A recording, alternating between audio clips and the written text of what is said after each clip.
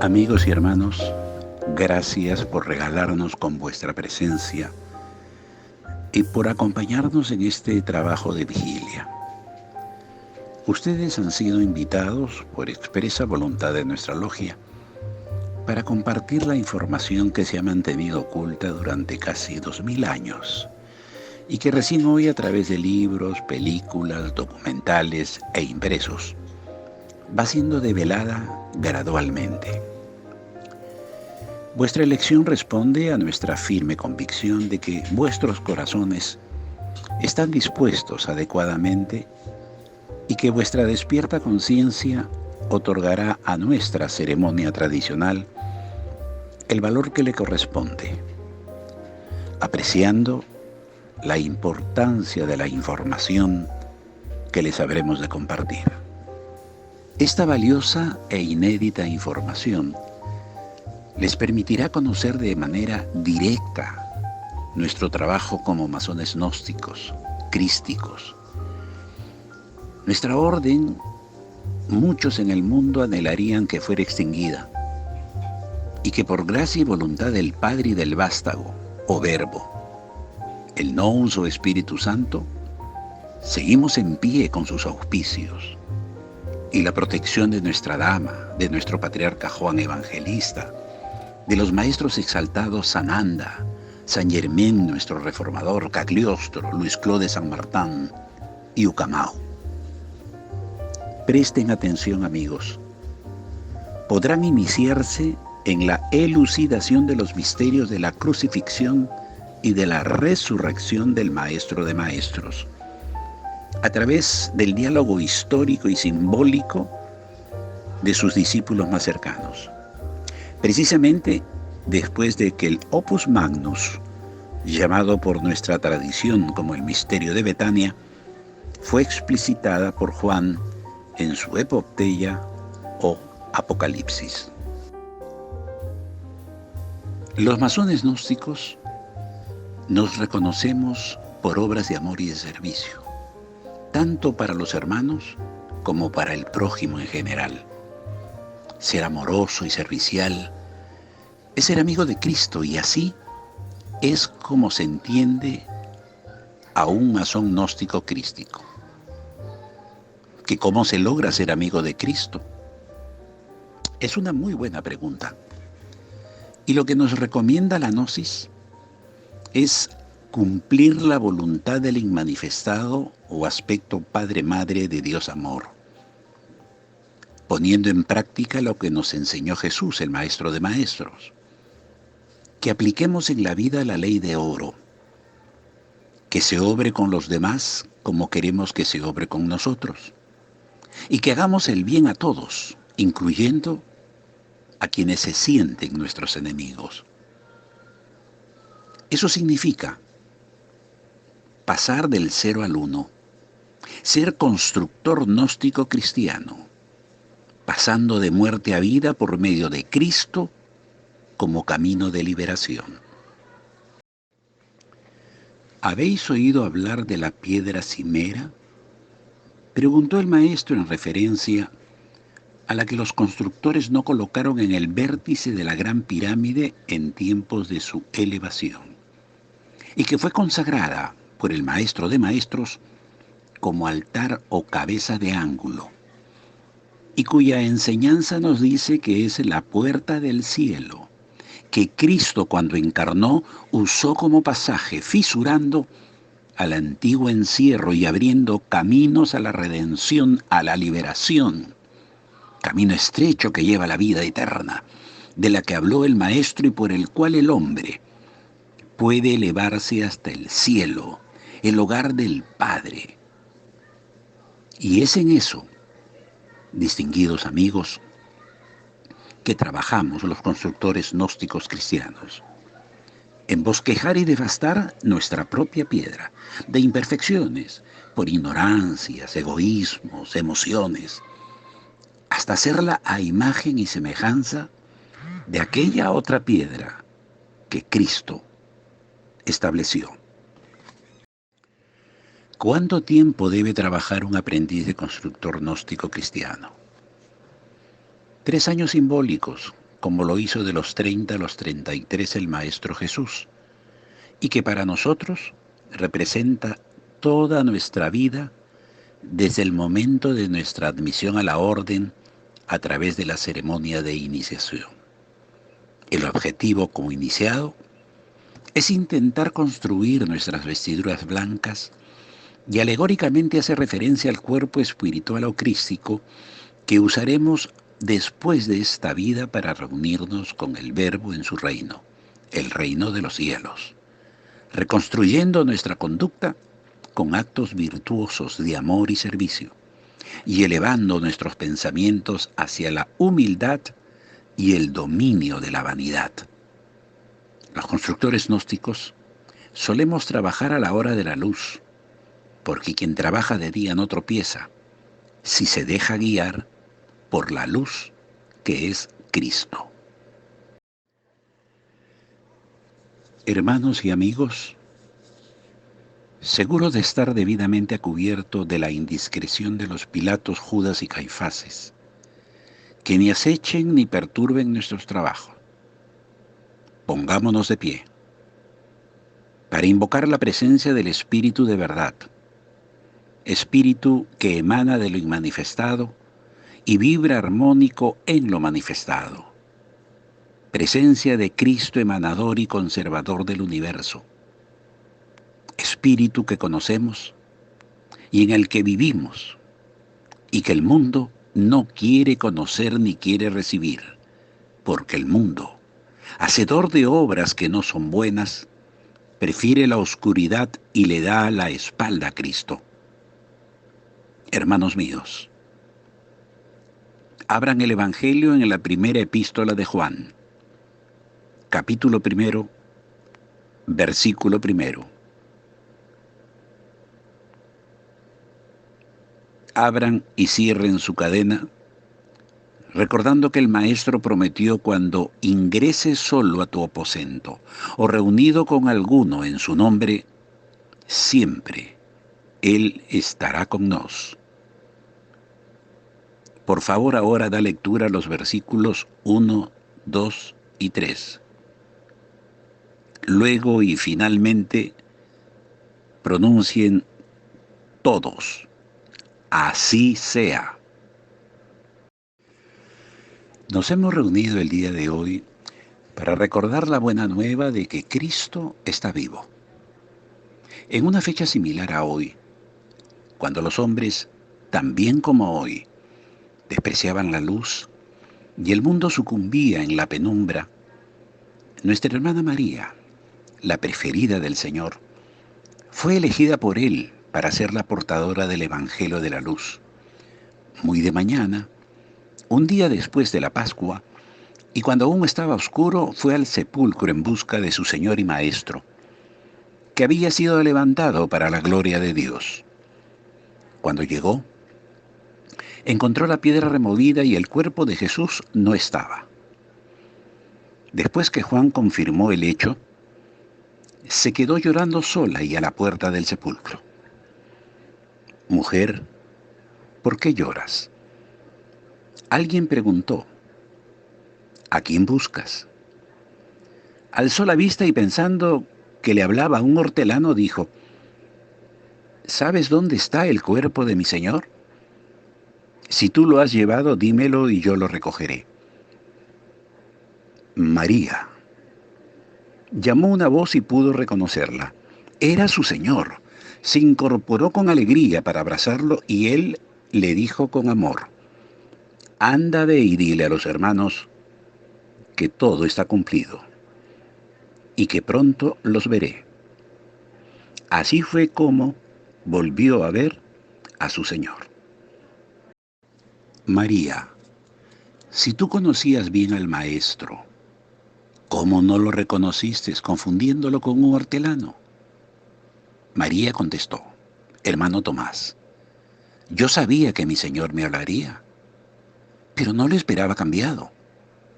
Él tenía cortado el cabello, rasurada la barba. La primera vez que me habló, En verdad yo estaba emocionalmente distraída y por ello no reparé en el verbo. Mas cuando me llamó por mi nombre, tomé conciencia y volví a despertar. Después de esto, Tomás afirmó: yo puedo dar fe que el Evangelio o buena nueva de María es verdad, porque yo vi y sentí las señales del cuerpo del Maestro.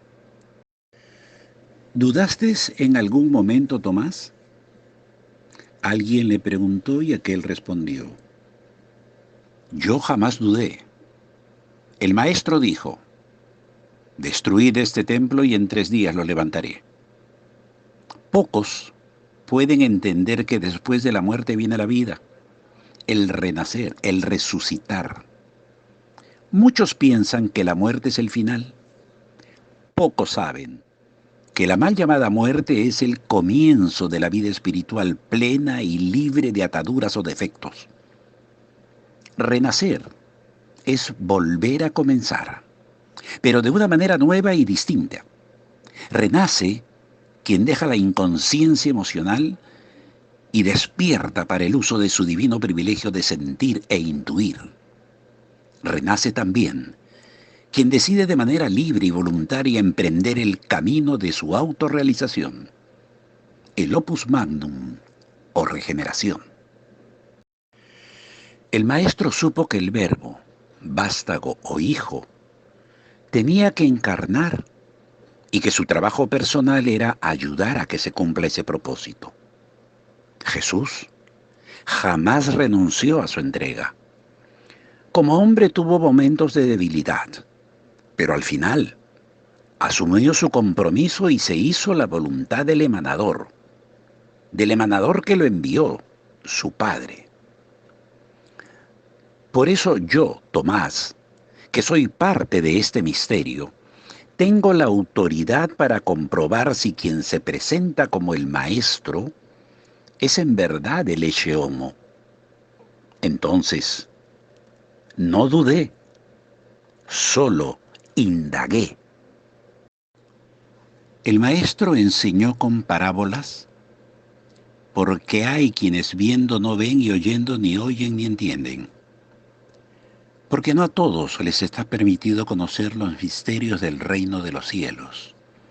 Y la única razón es porque no lo quieren conocer, porque sus obras no son buenas. El Maestro fue muy claro en señalar que solo quien conoce la verdad será libre, libre de cometer error o de transgredir la ley, porque pecado es transgresión a la ley. Jesús no pecó porque no transgredió la ley. Él vino a proclamar la única ley de Dios, la ley del amor. Ley que no aceptan los que viven con odio, los que adoran a la sombra del desierto, a la divinidad de venganza o a la de los ejércitos. Por eso los rabinos, fariseos y saduceos conspiraron para asesinar al Maestro. Había que acallar la voz de quien quería despertar conciencia del amor para sustituir el odio y de la verdad para reemplazar a la mentira.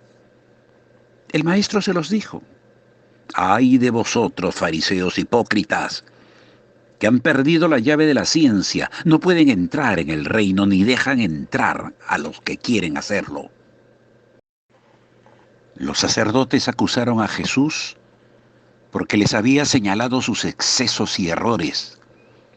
El Maestro sustituyó el bautizo judío por la unción crística. Eliminó el descanso sabático, develó la oración del Padre Nuestro en reemplazo de las insulsas letanías fariseas. Optó por la selección de discípulos y enseñó una nueva moral fraterna, amorosa y servicial, que asegurara la paz entre los humanos y recusó a las clerecías oficiales. Ni Anás, ni Caifás, ni el Sanedrín pudieron condenarlo de transgredir la ley de sus profetas. En efecto, hermanos y amigos, los sacerdotes no podían condenar ni ajusticiar a Jesús, como fue el plan de la conspiración judía, porque el maestro de maestros no fue judío y no tenían autoridad sobre él. Ante la impotencia de no acallar su voz, que los ponía en evidencia de ser hijos de la oscuridad, del príncipe de este mundo, falsamente lo acusaron ante la autoridad romana como revolucionario agitador, delito que nunca cometió.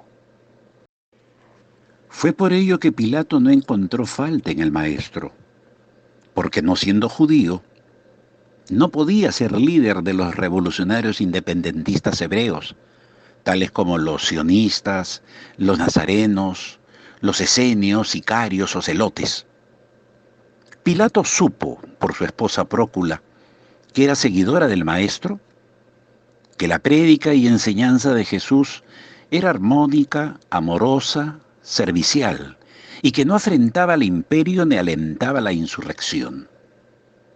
Pilato comprendió que el maestro era un mártir del fanatismo, una víctima de la ambición, pero aún así él actuó hipócritamente, creyendo que al lavarse las manos borraba la culpa de su conciencia al haber consentido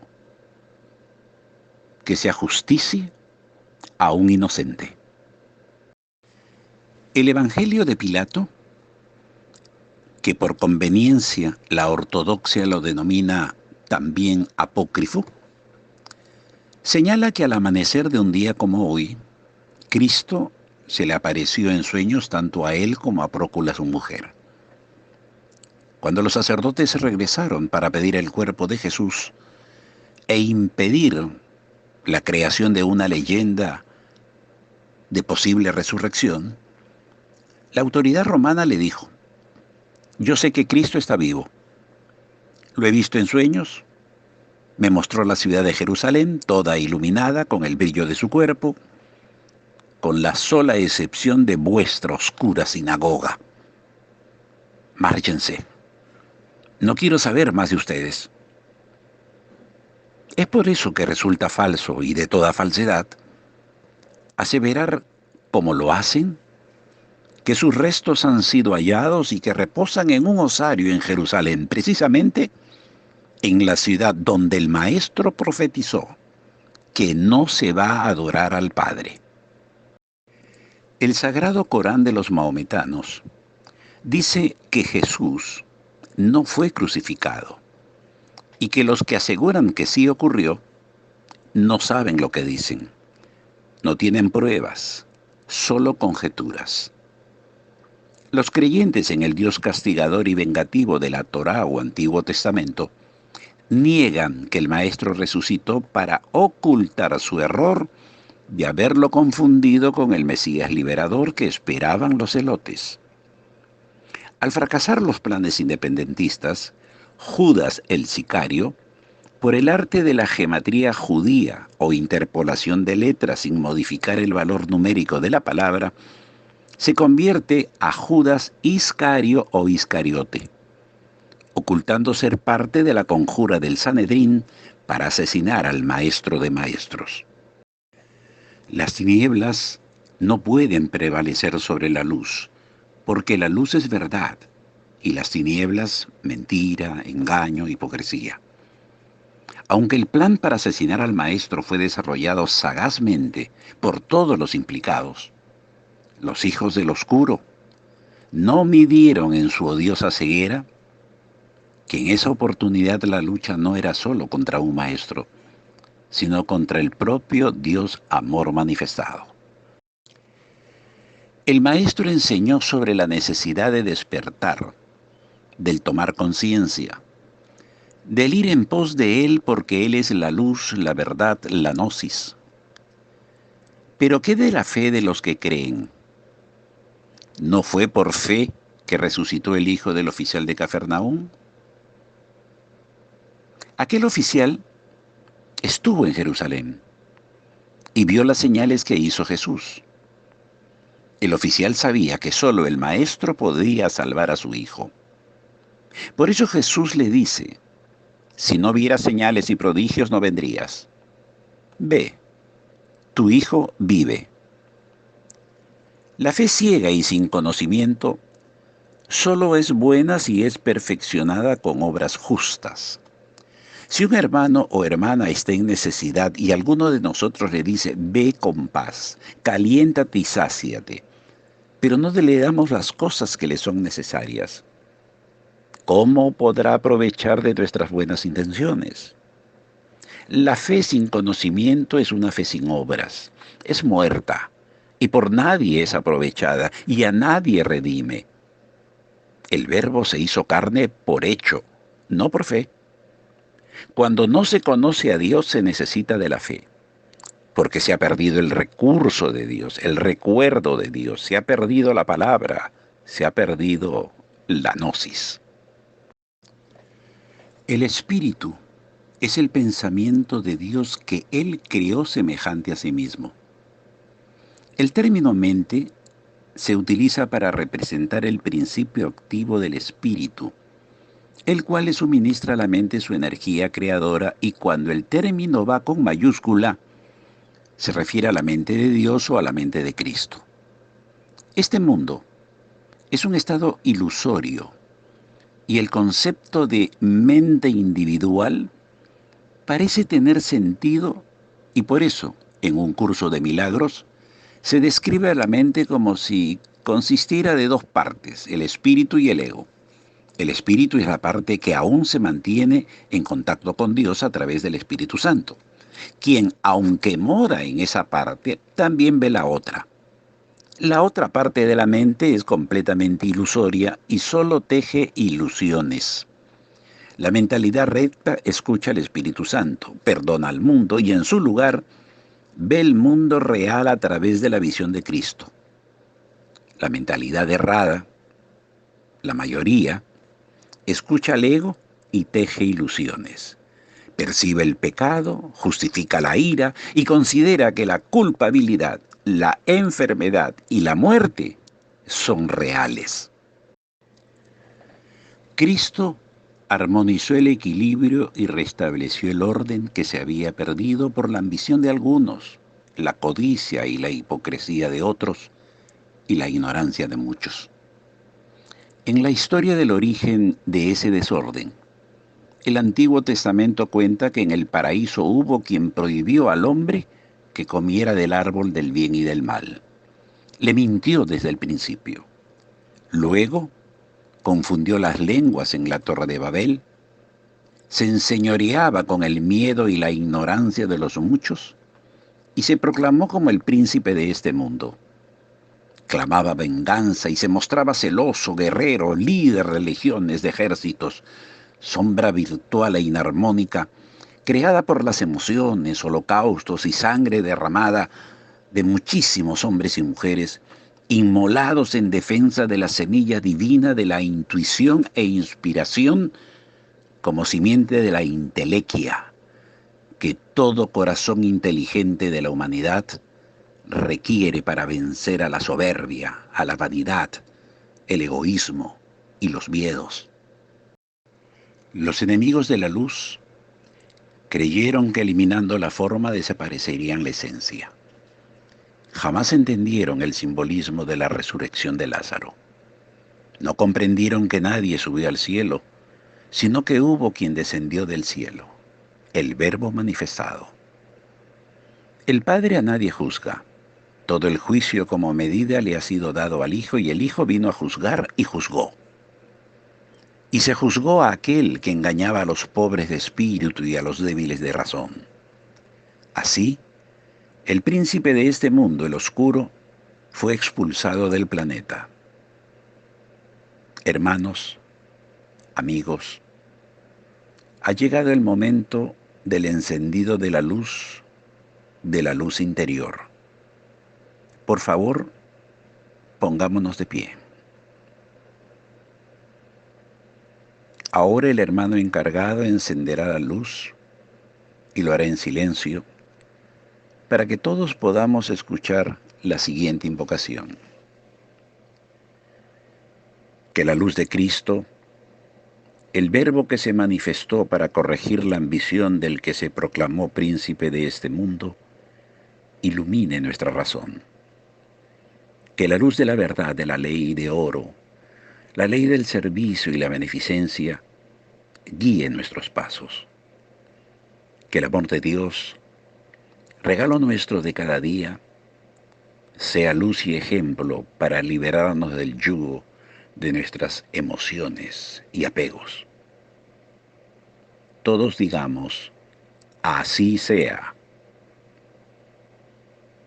Ahora pueden sentarse. Gracias. El nombre de Jesús es el nombre de uno que siendo hombre vio la luz de Cristo en todos sus hermanos y recordó a Dios.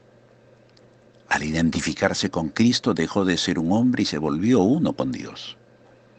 El hombre era una ilusión, pues parecía ser un separado que caminaba por su cuenta, dentro de un cuerpo que aparentemente mantenía su ser separado de su ser, como hacían todas las ilusiones. Jesús sigue siendo un salvador porque vio lo falso y no lo aceptó como verdad. Cristo necesitó su forma para poder presentarse ante los hombres y salvarlos de sus ilusiones. En su completa identificación con el Cristo, Jesús se convirtió en lo que todos vosotros podéis llegar a ser, el perfecto Hijo de Dios. Mostró el camino para que lo siguieran. Él nos conduce de regreso a Dios porque vio el camino ante sí y lo siguió. Jesús hizo una clara distinción, todavía velada para ti, entre lo falso y lo verdadero. Te ofreció una demostración palpable de que es imposible matar al Hijo de Dios y que el pecado, la maldad, la malicia, no pueden de modo alguno alterar la realidad. Eso no lo olvides. El maestro dijo, de cierto os digo, Moisés no les dio el maná venido del cielo.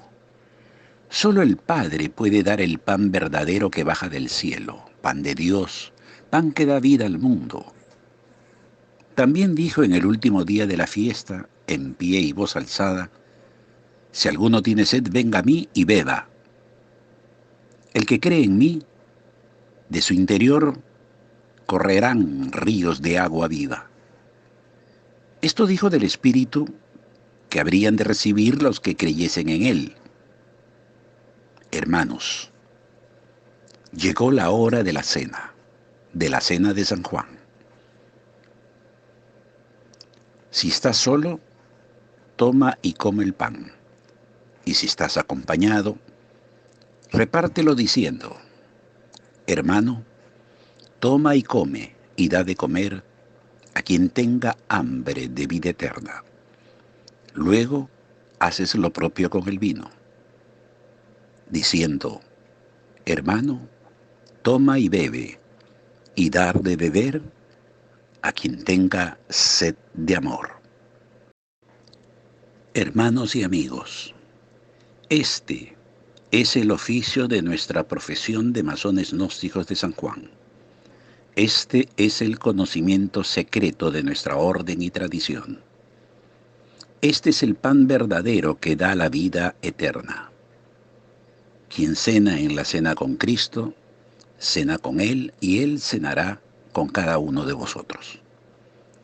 A todo aquel que venciera en su lucha diaria contra la oscuridad y la maledicencia, Cristo, que también venció a la soledad, al olvido y a lo temporal, lo sentará en el trono con Él, como Él también está sentado en el trono junto al Padre. Ilustres, poderosos, respetables y esclarecidos hermanos, poco a poco como vayan llegando a esta estación, sepan que se les concede la oportunidad de hablar por una sola vez, como de costumbre en bien general de la orden y en particular de esta vigilia. Ilustres y poderosos hermanos, amigos que nos han acompañado en esta ceremonia especial y adaptada para la situación. Gracias, gracias, gracias por todo lo que hemos aprendido y recibido. Saludos, hermanos. Queridos y respetables hermanos, agradezco a Dios y al Todopoderoso por haber tenido la oportunidad de esta ceremonia de vigilia de luz tan hermosa, muy brillante, como lo ha desenvuelto el respetable hermano Javier. He aprendido mucho y de todo corazón, gracias, muchas gracias. Ilustre y poderoso hermano Javier, ilustres y poderosos hermanos, queridos hermanos discípulos, en nombre de mi familia y el mío propio, gracias por esta vigilia de luz que ha iluminado nuestros corazones otra vez y ha dado un sentido claro y preciso sobre la verdadera resurrección de Jesús, y nos ha contribuido a seguir despiertos y a despertar a otros.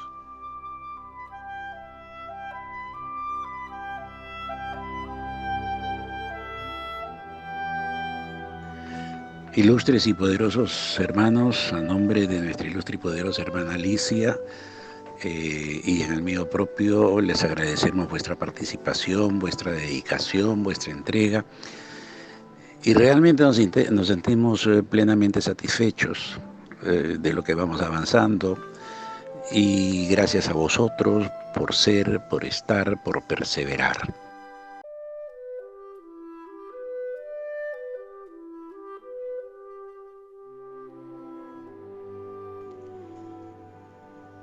Maestro, hermanos, lo único que quiero es agradecer a Dios Supremo por habernos dado la oportunidad de escuchar esta maravillosa vigilia en la voz de nuestro Maestro Javier, que dadas las circunstancias creo que la hemos sentido más profundamente, más a cabalidad. Muchas gracias por tu trabajo esforzado. Se nota en el transcurso de toda la vigilia, y gracias a todos los hermanos que hemos acompañado esta maravillosa oportunidad. Un abrazo para todos.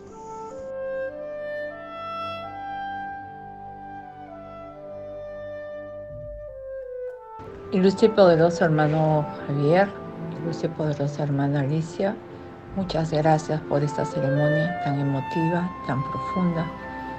Me he sentido muy conmovida. Gracias por todo el esfuerzo que ustedes han hecho para la realización de esta ceremonia virtual que a todos nos ha conmovido. Muchas gracias.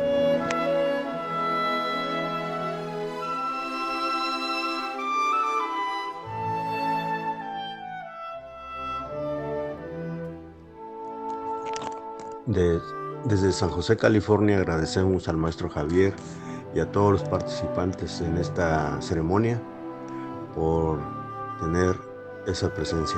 Gracias.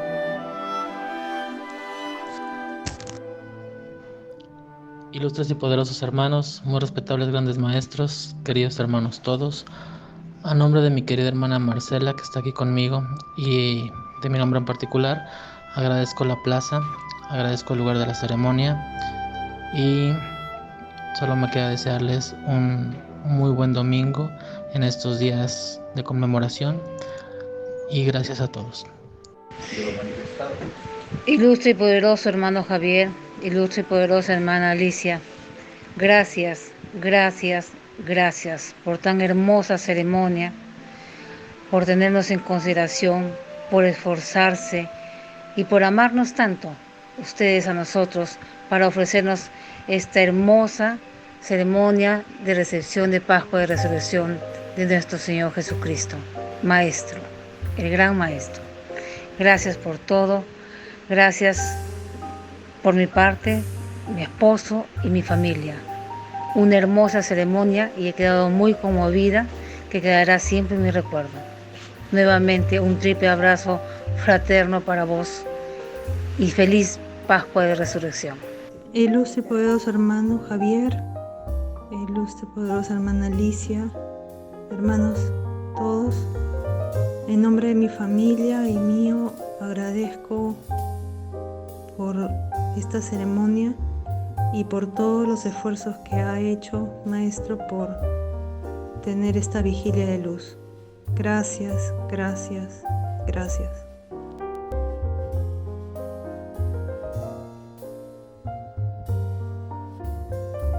Todos, como nos enseñó el Maestro, mis pasos dejo, mis pasos doy, que la paz sea con todos y cada uno de vosotros. Que este fin de semana sea interesante, ya estamos casi terminándolo, y nos volvemos a encontrar el miércoles siempre a las 6, si es que no van a cambiar las condiciones todavía, y un par de semanas más. Gracias por haber participado a todos y cada uno de ustedes, fuera el punto geométrico de vuestros domicilios. Muy gentiles por estar y disponer de su tiempo. Dios los bendiga.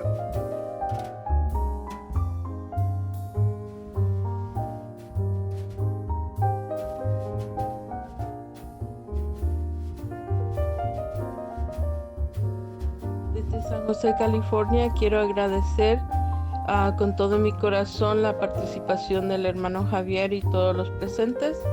Les mando un caluroso saludo a distancia.